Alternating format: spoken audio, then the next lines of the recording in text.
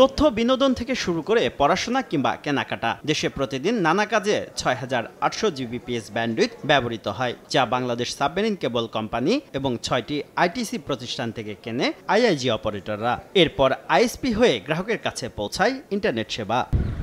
বর্তমানে দৈনিক চাহিদার মাত্র 40% ব্যান্ডউইথ যোগান দিচ্ছে বাংলাদেশ সাবমেরিন কেবল কোম্পানি।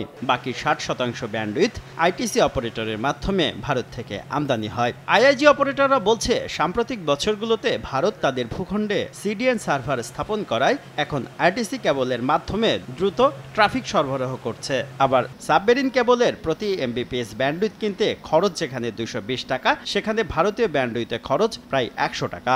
এ কারণে সাবমেরিন কেবলের প্রায় ৪,৪০০ জিবিপিএস ব্যান্ডউইথ পড়ে আছে, অথচ ভারত থেকে ব্যান্ডউইথ আমদানিতে বছরে প্রায় $4 কোটি বা বর্তমান রেটে 488 কোটি টাকা খরচ করছে বাংলাদেশ।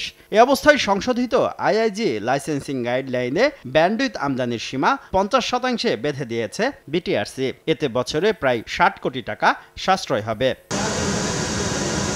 সরকারি সিদ্ধান্ত নিয়ে আপত্তি না তুললেও সাবমেরিন কেবলের ব্যান্ডউইথের দাম কমাতে বলছেন আইআইজি অপারেটররা। 50% ব্যান্ডউইথ সাবমেরিন থেকে নিতে হবে, তার মানে প্রত্যেকের আইআইজি লেয়ারে কস্ট অফ প্রোডাক্ট 10% 20% মতন বাড়বে।